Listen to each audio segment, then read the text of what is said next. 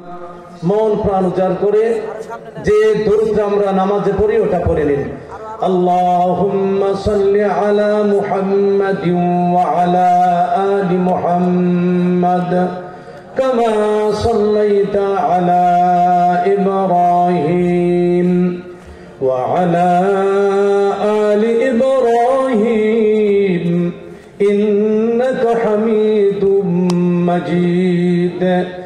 اللهم بارك على محمد وعلى آل محمد كما باركت على إبراهيم وعلى آل إبراهيم إنك حميد مجيد।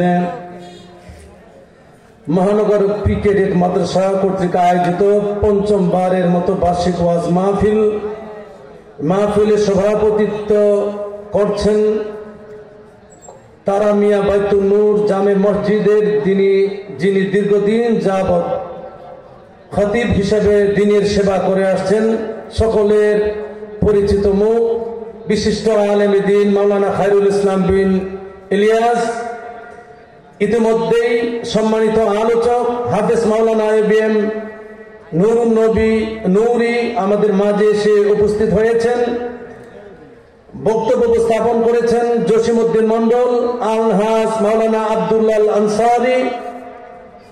আমি সংক্ষিপ্ত সময়ে আপনাদের সাথে থাকতে চাই, কারণ এটা হচ্ছে একটা দ্বীনি আলোচনা। এই দুনিয়াতে যত কাজকর্ম করি, যত জায়গায় বসি, যত জায়গায় সময় দেই, পরকালের জন্য বেশিরভাগই না। আমি কি সত্য বললাম না মিথ্যা বললাম? একটু জোরে বলতে হবে, সত্য না মিথ্যা? এই কোরআন সাক্ষী। আপনারা এখানে যারা বসে আছেন তারা জান্নাতের কাজেই আছেন এবং জান্নাতের বাগানে বসে আছেন। সুবহানাল্লাহ। শীত নাই, প্রচন্ড গরমও নাই, এই সুযোগ সবসময় পাওয়া যাবে না। আল্লাহ যেন শেষ পর্যন্ত এখান থেকে কিছু নেওয়ার তৌফিক দান করেন, আমিন। আমার আগের বক্তা আব্দুল্লাহ আনসারী চমৎকার ভাবে অনেক কথা বলেছেন। এখান থেকে আপনারা যদি বলি যে একটা শিক্ষা নেন, আমরা আমাদের আমলের সাথে কোনো শিরক করব না। কি করবো না? এইভাবে নিবেন আমল। ইনশাআল্লাহ আমিও একটা দুইটা দেওয়ার চেষ্টা করবো। রাজি আছেন তো নেওয়ার জন্য? খুব মনোযোগ থাকতে হবে। কোরআনের তেলাওয়াত করেছি, এটা তাফসীর ভিত্তিক আলোচনা করার চেষ্টা করব। তো আল্লাহ এখানে কিন্তু সবাইকে ডাক দেন না, ঈমানদারদেরকে ডাক দিয়েছেন। আর ঈমানদারদের কতগুলো বিষয় আছে, খুব ভালো করে শুনবেন। আল্লাহ ঈমানদারদের প্রতি এত দয়ালু, কিছু চাওয়ার আগেই আল্লাহ তাদের কিছু দান করে দেন। সুবহানাল্লাহ। দেখেন, সর্বপ্রথম আমি এভাবে আসি, কোন মানুষ, কোন ঈমানদার যদি পুণ্য করার ইচ্ছা করে, শুধু ভালো, মনোযোগ লাগবে, ভালো কাজ করার ইচ্ছা করে, এখনো করে নাই, খালি ভালো কাজ করবে, এটা শুধু নিয়ত করছে, নিয়ত করার সাথে সাথে সওয়াব। সুবহানাল্লাহ। এখনো করেন নাই, হজ করার নিয়ত করেছেন, পাসপোর্টও হয় নাই, খালি পরিকল্পনা করেছেন, কাগজপত্র নিয়ে দৌড়াচ্ছেন। এর আগে বলি, জামাতে হাজির হবেন, বাড়ি থেকে খুব স্পিডে আসার চেষ্টা করছেন, গুরুত্ব সহকারে দৌড়াইয়া না, আসার চেষ্টা করেছেন, নামাজ ধরবেন, মসজিদে ঢুকলেন, ইমাম সাহেব বলল আসসালামু আলাইকুম ওয়া রাহমাতুল্লাহ, খালি সালাম শেষ, আপনি আর সালাত করতে পারেন নাই। এই যে আপনি চেষ্টা করলেন, এজন্যই সালাতের জামাতের সওয়াব আপনাকে দেওয়া হবে। এভাবে শিক্ষা নেন। আমার আপনার নিয়ত করার সাথে সাথে সওয়াব হয়ে যাবে। আর কাজ যদি করে আল্লাহ অন্তত 10টা সওয়াব তার আমলনামায় লিপিবদ্ধ করেন। রমজান মাস আসলে কম না বেশি? ওদিকে যাচ্ছি না। আচ্ছা, এটা হচ্ছে ভালো কাজের যদি নিয়ত করে। আবার ইমানদারের জন্য দেখেন, কোন ইমানদার যদি খারাপ কাজের নিয়ত করে, খারাপ কাজের নিয়ত করলে তার কোনো পাপ হবে না। সুবহানাল্লাহ। খারাপ কাজটা করবে এই জায়গা থেকে 10 কিলো দূরে যাচ্ছেন আপনি, 8 কিলো, 8.5, 9, 9.5, 9.5, একেবারে 10, আপনি পাপের অনুষ্ঠানে, পাপের স্থলে গিয়ে হাজির, এখনো পাপটা করেন নাই। আল্লাহ আসতে আমার বান্দা পাপটা এখনো করেন নাই, গেছে কিন্তু একেবারে প্রস্তুত। আল্লাহ অপেক্ষায় থাকেন, যদি করেই বসে তাহলে 10টা পাপ না, মাত্র একটা পাপ তার আমল নামায় লেখা হয়। আল্লাহু আকবার।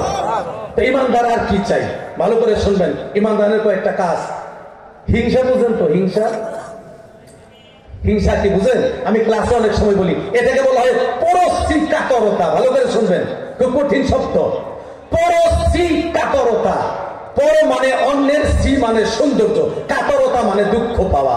অন্যের সৌন্দর্য দেখে ভিতরে খারাপ লাগে, অন্যের কল্যাণ দেখে খারাপ লাগে, অন্যের টাকা পয়সা সহ্য হয় না, অন্যের পোশাক সহ্য হয় না, অন্যের বিল্ডিং সহ্য হয় না, অন্যের গাড়ি সহ্য হয় না, অন্যের জ্ঞান গরিমা সহ্য হয় না, অন্যের কোন কল্যাণই সহ্য হয় না।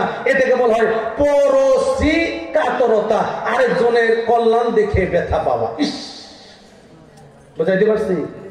এই হিংসার পরিণাম খুব বেশি না, ছোট্ট একটা কাজ, ছোট্ট একটা পরিণাম। এই পাপের ভিতর দিয়া কিছু কিছু ভালো কাজকে আমরা করি নাই, জোর এখন করি নাই। এর জমান নামাজ তো পড়ছি, সপ্তাহে পর জমান নামাজ পড়ছি, তো নামাজ নাই পড়লাম না, হুজুরা কয় জমান নামাজ তো পড়ি, হ্যাঁ, শনিবারে রবিবারে পড়ি না, বৃহস্পতিবারে পড়ি না, জমান নামাজও পড়বো নাকি? কাফেরে মরবো নাকি? হ্যাঁ, ইফতারও কি বলে, সেহরিও করুন না, রোজাও রাখুন না, আবার ইফতার করুন না, কাফেরও মরুন নি, এ অবস্থা হচ্ছে। ওদিকে না যাই, কি বলতেছিলাম দেখি, উদাহরণ কোনটা দিছি? হ্যাঁ, পরশ্রী কাতরতা। এটা আমাদের মধ্যে আছে না? হিংসা আমাদের মধ্যে নাই?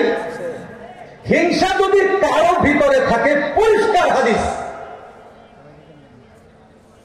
আমরা তো বলি দুনিয়াতে কিছু নাই, ফকির ভিক্ষুক কিছুই নাই, নিঃস্ব দেখেন, নিঃস্ব দেখেন, মাথায় টুপি জুব্বা পরে তাহাজ্জুদ করে লাভ না, হজ করে কোনো লাভ নাই, সব শেষ কিয়ামতের দিন সে হবে নিঃস্ব, ফকির, ভিক্ষুক।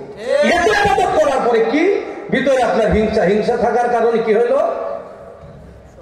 আগুন যেরকম কাঠের টুকরাকে জ্বালিয়ে ছাই বানিয়ে দেয়, হিংসা ইমানদার লোকের ভিতরের আমল নামাকে ওরকম ছাই বানিয়ে দেয়। জোরে বলি নাউজুবিল্লাহ। 90 বছর পর্যন্ত দেয়াবাদী করছেন, এর মধ্যে হজও আছে, যাকাতও আছে, হিংসা এখনো ছাড়েন নাই। আমল নামা কবে বাদ গিয়া ভান্ড খালি হয়ে আছে, জাহান্নামে গিয়া বসে আছে, খবরই নাই। খালি মরতে দেরি, জাহান্নামে যেতে দেরি না। কথা কি বুঝাইতে পারলাম? একটু কঠিন হয়ে গেল না? এইটা যদি না থাকে, হিংসা যদি না থাকে, অবস্থা হবে কি শোনেন। শিরক যদি না থাকে, আমার আগের বক্তা যেটা বলছে, শিরক যদি না থাকে, আপনি ব্যভিচার করছেন, জিনা করছেন, মদ পান করছেন, অন্যান্য বড় বড় পাপ আপনি করছেন, ইন্তেকালের আগে আপনি আল্লাহর কাছে ক্ষমা চাইলেন, ফিরে আসলেন, ফিরে আসার কারণে আল্লাহ মাফ করেছেন, এটা কোরআনে বলেন নাই। আল্লাহ এভাবে বলছেন যে ফিরে আসলে তাদের যে বড় বড় পাপ ছিল, আমি এই পাপগুলো সব দিয়া বদলাই দিলাম। সুবহানাল্লাহ। হযরত ওমর রাদিয়াল্লাহু তাআলা আনহু কাফেরদের লিডার ছিলেন, ইসলামের দ্বিতীয় খলিফা কেমন করে হলেন? আমি মনে মনে চিন্তা করলাম, 33 বছরে তিনি ইসলাম কবুল করেছেন, হয়েছেন দ্বিতীয় খলিফা হযরত ওমর। অত্যন্ত রাগী ছিলেন হযরত ওমর, তার মেজাজ ছিল চরম। ইসলামের এ ব্যাপারে তিনি সবচেয়ে কঠোর ছিলেন, কড়া ছিলেন। আল্লাহ রাব্বুল আলামিনের দরবারে নীরবে কান্নাকাটি করতেন, আল্লাহ আমি বড় রাগী, আমার নরমটা তুমি কোমল বানিয়ে দাও। আমাকে নরম বানিয়ে দাও, আমি যেন কঠিন না হই, আমার আচার আচরণ যেন খুব কোমল হয়ে যায়। হযরত ওমর রাদিয়াল্লাহু তাআলা আনহু সমস্ত পাপাচার থেকে তিনি মুহাম্মদ সাল্লাল্লাহু আলাইহি সাল্লামের মাথা কাটার জন্য এসেছিলেন। তরবারি নিক্ষেপ করলেন রাসূলের পায়ে, ইসলাম কবুল করলেন। আল্লাহ রাব্বুল আলামিন তার জীবনের যত পাপ রাশি শুধু ক্ষমাই করলেন না, আল্লাহ রাব্বুল আলামিন সমস্ত পাপগুলোকে সওয়াবে পরিণত করে দিলেন। সুবহানাল্লাহ। অনেক দূরে এসেছি। ইমানদারের মর্যাদা অনেক। আমরা নিজেকে ইমানদার দাবি করি, জোরে বলুন ইনশাআল্লাহ। আল্লাহ এদেরকে ডাক দিয়ে বললেন, ইয়া আইয়ুহাল্লাযীনা আমানু, হে ইমানদারেরা, আতিউল্লাহ, তোমরা আল্লাহর অনুসরণ করো, আল্লাহকে ফলো করো। আল্লাহ কি বলছে আল্লাহর কথা শোনো, ভালো করে শুনবেন। ওয়া আতিউ রাসূলা, এবং রাসূল সাল্লাল্লাহু আলাইহি সাল্লামের অনুসরণ করো। আল্লাহর কথা শোনো, রাসূলের কথা শোনো। ওয়া উলিল আমরি মিনকুম, আমরা বক্তব্য এই জায়গায়, ওয়া উলিল আমরি মিনকুম, নেতাদের কথা শোনো, নেতাদের কথা শোনো, তোমাদেরকে যারা চালায় তাদের কথা শোনো, আলেমদের কথা শোনো, নেতাদের কথা শোনো। আমি নেতা দিয়ে শুরু করলাম। উলিল আমরি, ও মানে হচ্ছে মালিক, আমর মানে আদেশ, আদেশ দেওয়ার মালিক কে? এই ওয়ার্ডের মধ্যে কি আমার আদেশে সব চলে? জোরে বলেন, আমার আদেশে সব চলে? তাহলে এই এলাকায় যাদের আদেশে চলে সে হচ্ছে উলিল আমর। কথা কি বুঝাইতে পারলাম? উলিল আমরকে আমি একটু পরে বলতেছি, এর আগে একটা হাদিস শোনাই দিই। বিশ্বনবী মুহাম্মদুর রাসূলুল্লাহ সাল্লাল্লাহু আলাইহি ওয়াসাল্লাম সেনাপতির একটা দল নির্ধারণ করলেন, সেনা সদস্য একটা দল নির্ধারণ করলেন, একজনকে সেনাপতি বানিয়ে দিলেন। তিনি ছিলেন আনসারি সাহাবী, আনসারদের মধ্যে সাহাবী একজন। নেতার আদেশ পালন করতে হবে, মানতে হবে নেতাকে, নেতা যা বলে তাই মানতে হবে। কোন একটা কাজের জন্য নেতা ক্ষিপ্ত হয়ে গেলেন, নেতার রাগ উঠে গেছে, ভালো করে শুনবেন, সেনাপতি বানাইছে এই আনসারি সাহাবী। যে কোনো একটা কারণে এই সেনা দলের প্রতি নেতাজির খুব রাগ উঠে গেছে। তো রাগের চোটে তিনি বললেন, শোনো, তোমরা শোনো, নবী মুহাম্মদ সাল্লাল্লাহু আলাইহি সাল্লাম কে কথা বলেননি নেতার আনুগত্য করতে হবে? বলেছেন হ্যাঁ। তাহলে আমি যা বলি আমার কথা তোমাদের শুনতে হবে কিনা? আপনারা কি বলেন, শুনতে হবে তো? জোরে বলেন, হবে তো? সবাই বললেন হ্যাঁ, শুনতে হবে। ওই নেতা বললেন, সেনাপতি বললেন, তাহলে আমি যা বলি শোনো। জঙ্গলের মধ্যে যাও। সবাই জঙ্গলায় গেল, শুকনো লাকড়ি নিয়ে আসো। সবাই শুকনো লাকড়ি খড়ি নিয়ে আসলো, বলে একসাথে জমা করো। জমাও করা হলো। বলে আগুন ধরিয়ে অগ্নিকুণ্ড তৈরি করো। আগুনের কুণ্ডলী তৈরি হয়ে গেল এবং তিনি বললেন, একে একে ঝাঁপ দিয়ে পড়তে থাকো এই আগুনের মধ্যে। কিছু মানুষ আছে, পড়তে লাগলো, ইন্দালিল্লাহ, পড়তে লাগলো। যখন পড়তে লাগলো, এদের মধ্যে একজন যুবক বলে, দাঁড়াও, আমরা আগুন থেকে বাঁচার জন্যই তো আসছি এই জায়গায়, মানে জাহান্নামের আগুন থেকে বাঁচার জন্য। কথা বুঝাইতে পারছি? আমরা আগুন থেকে বাঁচার জন্য এখানে আসছি। নবী মুহাম্মদ সাল্লাল্লাহু আলাইহি সাল্লাম আমাদেরকে পাঠিয়েছেন, আমাদের যুদ্ধ করতে হবে। তিনি আমাদের উলিল আমর, তিনি আমাদের নেতাজি, তিনি আমাদের আদেশ করেছেন। তবে আগুনে পড়ে পূর্ব আমরা এমন কথা মানা উচিত হবে। শুনতেছেন কথা? কথা কঠিন কিন্তু শুনতেছেন তো? কিছু কিছু জাপ দিতে লাগলো, আর কিছু কিছু নবী করিম সাল্লাল্লাহু আলাইহি সাল্লামের কানে কথাটা দেওয়া হলো।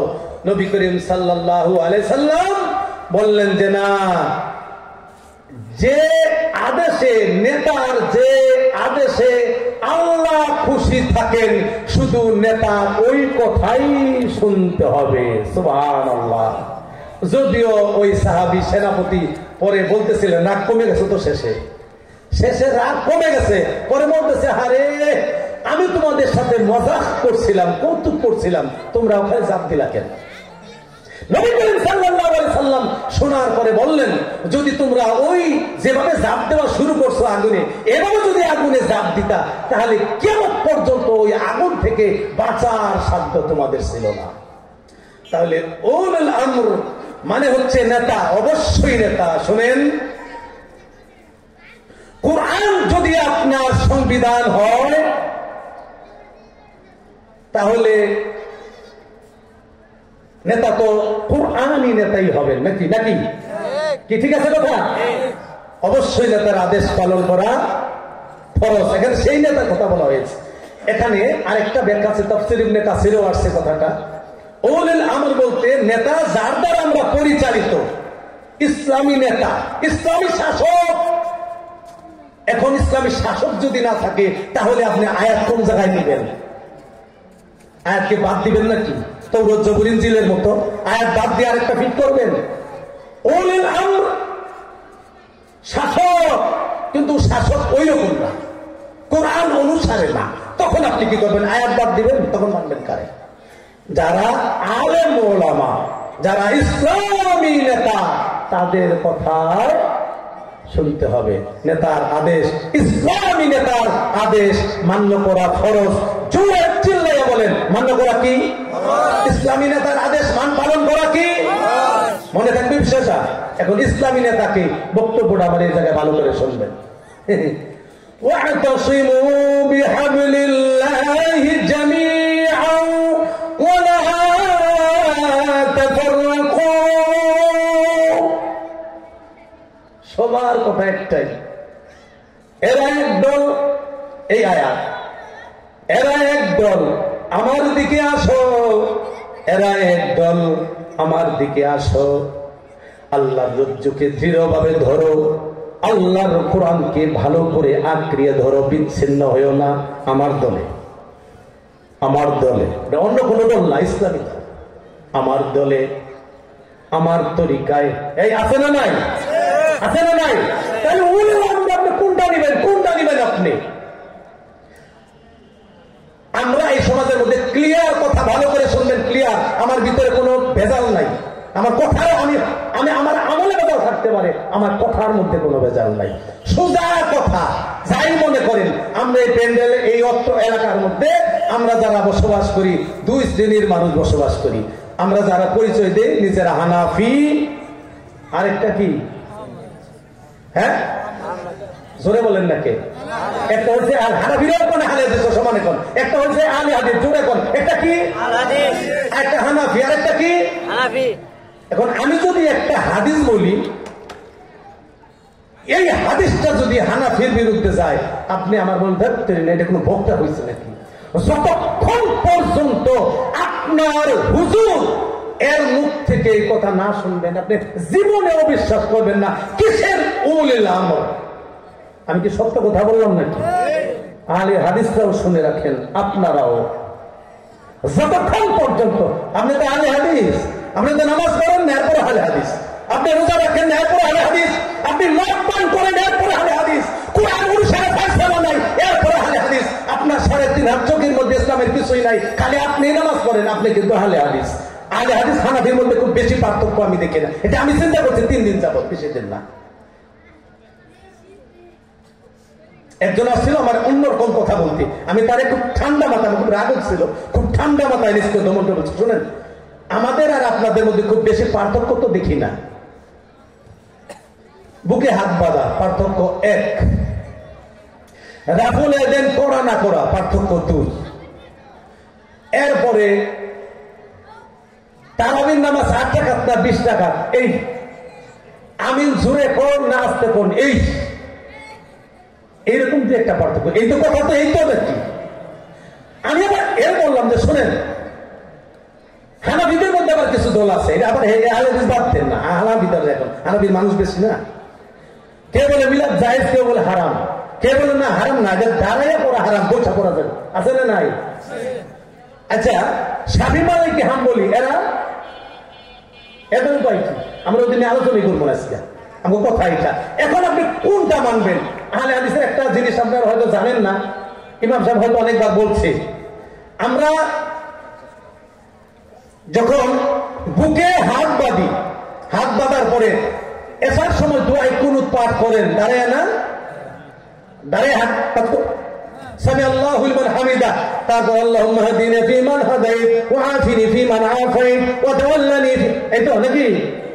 আপনারা তো জানেন না অনেকেই, এটার বেশি বিশুদ্ধ হলো বুকে হাত বাঁধা অবস্থায় কুল হুয়াল্লাহু আহাদ সূরা ফাতিহা পড়ে আল্লাহুস সামাদ লাম ইয়ালিদ ওয়া লাম ইউলাদ ওয়া লাম ইয়াকুল লাহু কুফুয়ান আহাদ আল্লাহুম্মা হদিনি ফিমান হাদাইত ওয়া আফিনি ফিমান আফাইত, এরপরে আল্লাহু আকবার সুবহান রাব্বিয়াল আযীম রুকুতে যাইবেন। এটা বিশুদ্ধ হাদিস। হ্যাঁ, আপনি দোয়া করবেন যখন বিশেষ কোন দোয়া থাকে, বিশেষ কোন প্রার্থনা থাকে, বিশেষ কোন প্রয়োজন থাকে, তখন আপনি দাঁড়াইয়া করবেন। এটাই হচ্ছে রাসূলের সুন্নাহ। আপনি বলেন দেখি আহলে হাদিস যারা এটা মেনে নিতে পারবেন কিনা? অনেক করবেন কি, পুরান পাগলের ভাত নাই, নতুন পাগলের আমদানি। আমি দুটা এজন্য বললাম, আমি যেই দলেই থাকি না কেন, কোন বক্তার কাছ থেকে কোন হাদিস শোনার পরে আমরা সহজেই এটা মেনে নেই না, যতক্ষণ না আমার গৃহপালিত হুজুরের কাছে না শুনি। পরিষ্কার কথা, আমার কথাই ভাবি, সবক নিয়ে যেতে হবে। আপনি উড়লাম কোন কার কথা শুনবেন? আপনি দল তো অনেকটি। নবী করিম সাল্লাল্লাহু আলাইহি সাল্লামের কাছে একটা সূরা নাযিল হয়ে গেল, আউযু বিল্লাহি মিনাশ শাইতানির রাজীম, বিসমিল্লাহির রহমানির রহিম, ইযা জাআ নাসরুল্লাহি ওয়াল ফাth ওয়া রাআইতান নাস ইয়াদখুলুনা ফি দীনিল্লাহি আফওয়াজা ফাসাব্বিহ বিহামদি রাব্বিকা ওয়াস্তাগফিরহু ইন্নাহু কানা তাওয়াবা। সূরা নসর নাযিল হওয়ার পরে নবী করিম সাল্লাল্লাহু আলাইহি সাল্লাম ভাবলেন আমার দুনিয়ার জীবন শেষ। তিনি মনে মনে পরিকল্পনা করলেন আমার জীবনের শেষ দিকে একটা হজ করব। ওই হজের নামটাই হচ্ছে হাজ্জাতুল বিদা, বিদায় হজ। ওই বিদায় হজ্জের সামনে নিয়ে লক্ষাধিক সাহাবীর সামনে আল্লাহর নবী দাঁড়িয়ে গেলেন এবং বললেন, ও আমার সাহাবীরা, আজকে কতগুলো কথা বলবো, মনোযোগ সহকারে শ্রবণ করবে। শোনো, আমার কাছে একটা সূরা নাযিল হয়ে গেছে, এই সূরার মর্মার্থ বলে আমি বেশি দিন পৃথিবীতে থাকবো না। এই কথা আমি তোমাদের বলে যাই, ভালো করে শোনো। আর কোনদিন এখানে তোমাদের সাথে একত্র হতে পারবো কিনা এটাও আমার জানা নাই। আমার কথাগুলো সকলের কাছে প্রচার করবেন। আল্লাহর নবী ওই মুহূর্তে অনেক কথাই বললেন, বলার সুযোগ পাবো না। শেষ মুহূর্তে জীবনের শেষ একটা আয়াত নাযিল হয়ে গেল, আল-ইয়াওমা আকমালতু লাকুম দীনাকুম ওয়া আতমামতু আলাইকুম নি'মাতি ওয়া রাদিতু লাকুমুল ইসলাম দীনা। আল্লাহ বললেন, হে মুহাম্মদ, তোমার দ্বীন আজকে পূর্ণ করে দিলাম, তোমাদের উপর আমার নিয়ামত সম্পন্ন করে দিলাম। আর যত দিন আছে, কোন দিনের উপর, কোন ধর্মের উপর, কোন জীবন ব্যবস্থার উপর আমি খুশি না। আমি মহান আল্লাহ একটা দিনের উপর খুশি থাকলাম, রাজি থেকে গেলাম। ওই দিনের নাম হচ্ছে ইসলাম। বলুন সুবহানাল্লাহ। নবী করিম সাল্লাল্লাহু আলাইহি সাল্লামের বুঝার আর বাদ রইল না যে শেষ আমার জীবন। আমি কি তোমাদের কাছে আমার দায়িত্ব পৌঁছে দিতে পেরেছি? সাহাবীরা বললেন হ্যাঁ। তখন নবী করিম সাল্লাল্লাহু আলাইহি ওয়াসাল্লাম উপর দিকে আঙ্গুল দিয়ে বলেন, হে আল্লাহ, তুমি সাক্ষী থেকো, সাক্ষী থেকো, সাক্ষী থেকো। আপনি তো উলিল আমর, কার কথা শুনবেন? আকীদাই তো নাই, আকীদাই তো শেষ আপনার। আসার সময় একটা গান শুনলাম, শিল্পীরা জানে বলা, বিদায় বেলা, কি জানি, বিদায় বেলা রাসূলকে সহযোগিতা করতে পেরেছেন। নাউযুবিল্লাহ। আপনি তো রাসূলের বুঝেনই নাই কিছু। নবী করিম সাল্লাল্লাহু আলাইহি সাল্লাম আপনাকে শাফাআত করবেন যদি আপনি উম্মত থাকেন। নবী করিম সাল্লাল্লাহু আলাইহি সাল্লাম ৬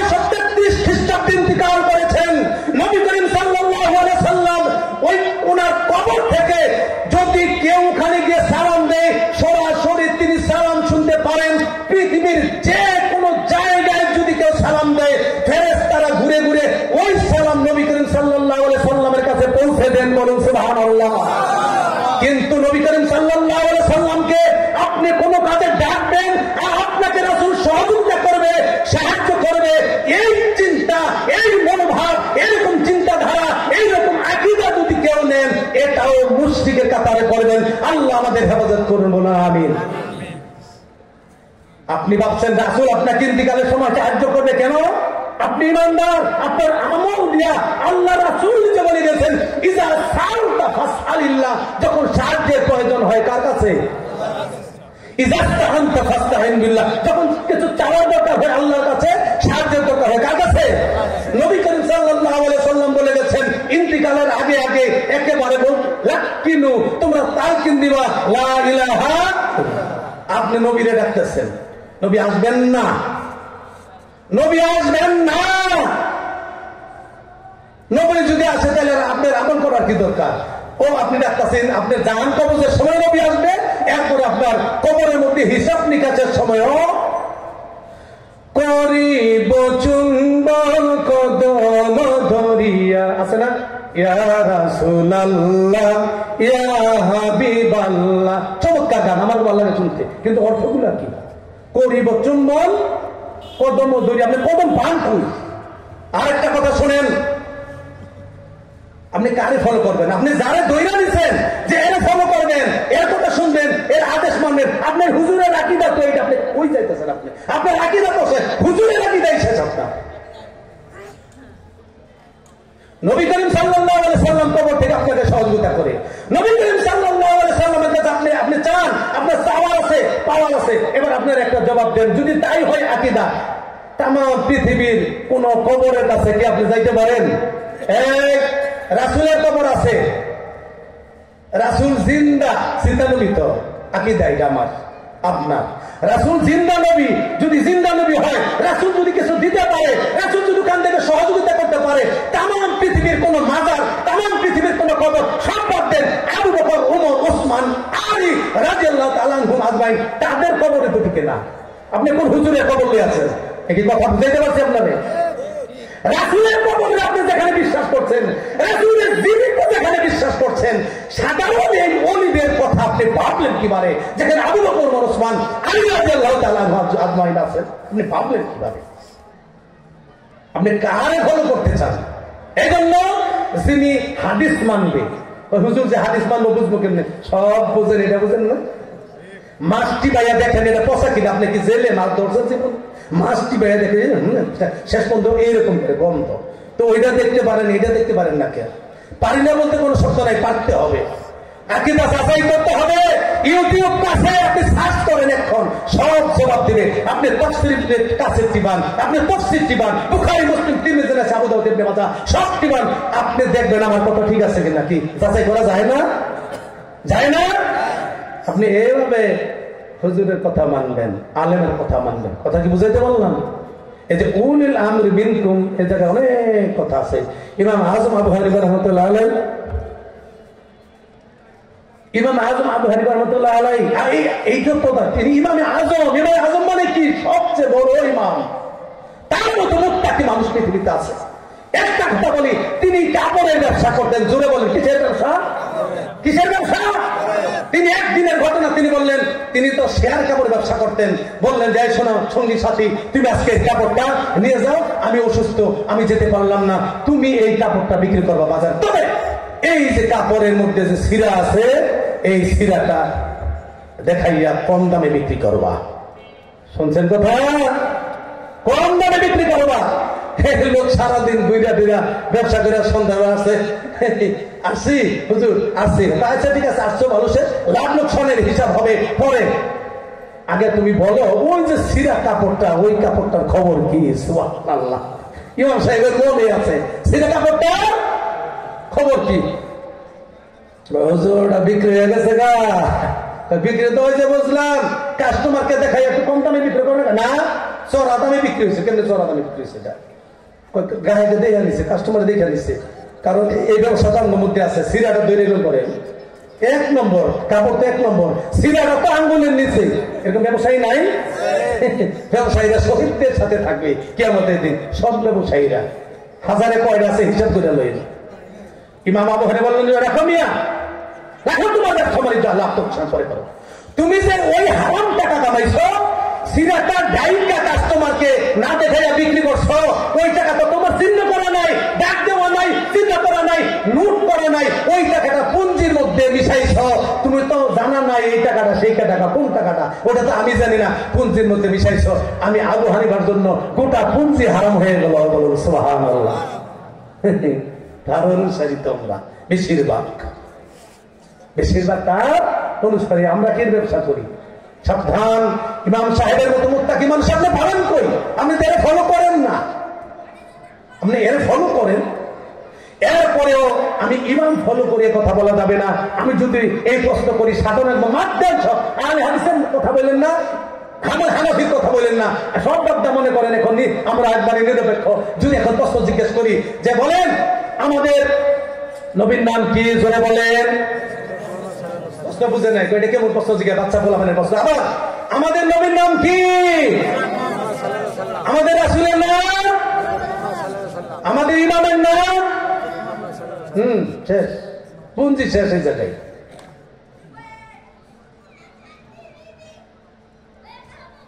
মুহাম্মদ সাল্লাল্লাহু আলাইহি ওয়াসাল্লাম নবী রাসূল, তিনি আমাদের ইমাম। আমরা হানাফি না, এটা আমাদের পরিচয় না। আমরা শাফি মালিকি হাম্বলি না, আমরা আহলি হাদিস না। আমাদের পরিচয় থাকবে আমরা মুসলিম। জোরে বলেন আমরা কি? আমরা কি? আপনি হানিফা পরিচয় দেন, এই জন্য আমার আহলি হাদিসের পরিচয় দেওয়া লাগে। আপনি আহলি হাদিসের পরিচয় দেন, এই জন্য আমার হানাফি পরিচয় দেওয়া লাগে। সব বাদ দেন, চলেন আমরা মুসলিম হয়ে যাই, আমরা ভাই ভাই হয়ে যাই। রক্ত এক, আঙ্গুল এক, চোখ এক, কান এক, সমস্ত দেহ এক, দেখতে একই রকম সব মনে হয়। এখানে না এটা চলবো না, ইমামতে দিস না, বক্তা কোন দলের জিগা। আমি বক্তব্য যত ওয়াজ করি সব হানাফির মধ্যে, আমার তো কোনো ঝামেলা নাই। বক্তব্য শেষ হওয়ার জিনিস না। নবী করিম সাল্লাল্লাহু আলাইহি সাল্লামের জীবন 63 বছরের জীবন, শুধু রাসূলের জীবন। রাসূল হওয়ার পরে, নবী হওয়ার পরে নবুয়তের জিন্দেগি হলো 23 বছর। এটা আলোচনা করতে তখন তো 23 বছরের দরকার নাকি? এটা 30 মিনিটে হইব? এটা শেষ হওয়ার জিনিস না, এইভাবে শেষ করতে হবে। আল্লাহ যেন আমাদের সবকিছু বুঝার তৌফিক দান করেন। তাহলে আমি কি শিখাইলাম? এক কথায় হাদিস যেটা শুনবেন, শোনেন, ক্লিয়ার কথা, গালি দিলে কিচ্ছু নাই। মুহাম্মদ সাল্লাল্লাহু আলাইহি সাল্লামকে গালি দিছে পাগল কইয়া, জাদুকর কইয়া। যে জায়গায় তার জন্ম মক্কায়, নবী মুহাম্মদকে মক্কায় থাকতে দেওয়া হয় নাই, তাকে তাড়িয়ে দেওয়া হয়েছে। মুহাম্মদ সাল্লাল্লাহু আলাইহি সাল্লামকে, যিনি আদর্শ মহাপুরুষ, সবচেয়ে বড় শ্রেষ্ঠ মানুষটা, কিয়ামতের মাঠে যার সুপারিশ গ্রহণ করা হবে, উনি তার বাড়িতে থাকতে পারেন নাই এই দিন প্রচার করার জন্য। আপনারে খারাপ বললে এত খারাপ লাগে কে? আপনারা পাগল বলুক, ছাগল বলুক, ওইটা তো শূন্য। আপনার মানে যাই বলেন, চলেন এই সমস্ত পরিচয় বাদ দেন। হাদিস যখন যে আমাদের মুখ থেকে শোনেন, চলেন আমরা ওটা যাচাই করবো, এরপরে মানবো। কি রাজি? আমার শিক্ষা এটা ইনশাআল্লাহ। আজ থেকে, এখন আমার বক্তব্য থেকে আমি এটাই আপনাদের শিক্ষা দিতে চাই। এখন থেকে যার মুখে যে হাদিসে শুনবো, আমরা যাচাই করবো ঘটনা ঠিক কিনা। আমরা এই চিন্তা করবো না, না হের মুখে শুনছি চলতো না। ওই যে আল্লাহ কইছিল, কিরে সবাই সিজদা দিল, ইবলিস তুই দে সিজদা দিলে না? কই দিলাম না, মানে কি আমার মতো কর আল্লাহ করে বার করি। এই জন্য ফেরেশতাদের শিক্ষক হয়েও তার নাম হচ্ছে শয়তান। আর এই জন্য আমরা বলি আউযু বিল্লাহি মিনাশ শাইতানির রাজিম। কোরআন তেলাওয়াত করা ফরজ, আমরা ওয়াজিব বলে, এটা ফরজ, এটা আল্লাহর আদেশ, এজন্য ওয়াজিব বলে, ও ফরজের কাছাকাছি। বিসমিল্লাহ নাও বলতে পারেন, বরকতের জন্য বলবেন, কিন্তু আউযু বিল্লাহ পড়তে হবে নামাজের সময়। শয়তানের এত পাওয়ার, ওটা কোরআনের সময় আইসা খালি এরকম করে খোঁজায়। ওয়ামা আলাইনা ইল্লাল বালাগ। আসসালামু আলাইকুম ওয়া রাহমাতুল্লাহি ওয়া বারাকাতুহু।